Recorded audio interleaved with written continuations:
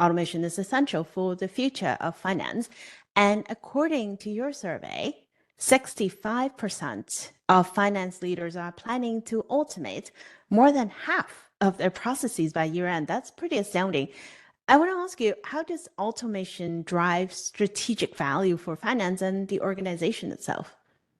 If you think about many financial processes, whether it's closing the books at the end of the month or rolling out reports or do any of these activities, surprisingly, despite all this development in technology, a lot of these processes are still very manual.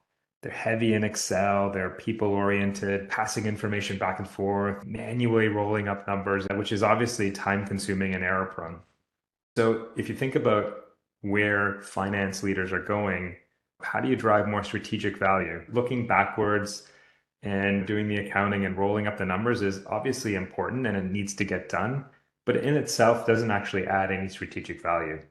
So looking at these processes and really figuring out how do you automate to shorten cycle time, how do you make them less intense from a labor perspective, really allows organizations to then take the high skilled talent that they have and actually orient them to things that might be more strategic in nature or more value creative.